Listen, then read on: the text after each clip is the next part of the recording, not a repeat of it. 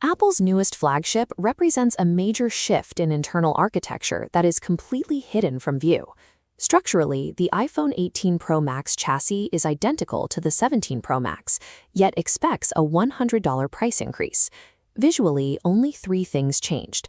Apple shrunk the dynamic island by 25% and added a jam-yoon purple and sky blue. Beyond those colors, the display remains the same 6.9-inch LTPO OLED panel from the previous model. This creates a difficult choice for the consumer. Why pay a $100 premium for a phone that looks exactly like the one you already have? To find the answer, we have to look past the recycled frame and see which users actually benefit from the power hidden inside. If you're upgrading for the status of a new design, this year is a dead end. The value here is strictly about functional internal performance. The A20 chipset introduces a 2-nanometer architecture, making it 20% faster and more efficient. Paired with LPDDR6 RAN, a high-bandwidth pipeline processes Gemini AI entirely on device. Combined with a 5200 mAh battery, users gain a 15% increase in daily runtime. Charging speeds also see a slight bump, moving from a 40-watt to a 50-watt ceiling. These are impressive technical specs, but basic tasks like scrolling social media or checking email will never utilize this level of power. You are essentially paying for massive processing headroom that you'll only touch during 8K video editing or high-end mobile gaming. For the average user, the silicon upgrade acts as a hidden sunk cost for performance they may never actually use.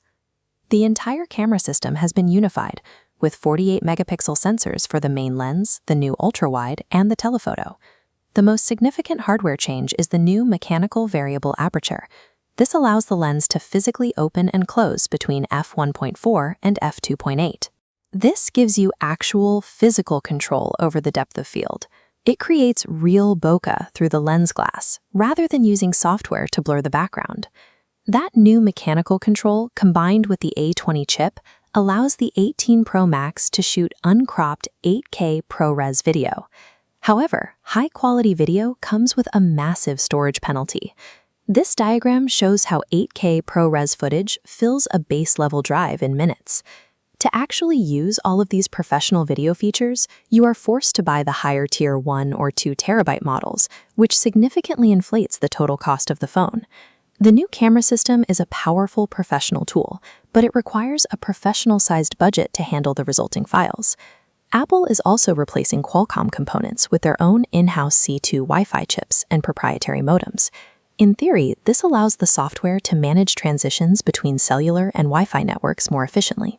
But historically, first-generation networking chips often face signal drops or connection bugs. By buying the 18 Pro Max on launch, you are essentially paying to be a beta tester for Apple's new networking hardware. To decide if the price hike is worth it, let's look at the upgrade logic.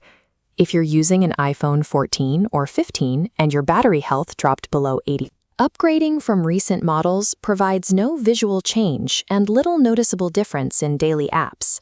Internal roadmaps suggest a new ultra foldable form factor is coming in 2027. If you want a phone that actually feels different, your budget is better spent waiting for that hardware shift. The iPhone 18 Pro Max is a device defined by its internal specifications. Its value depends entirely on whether your specific daily workflow actually needs that extra power.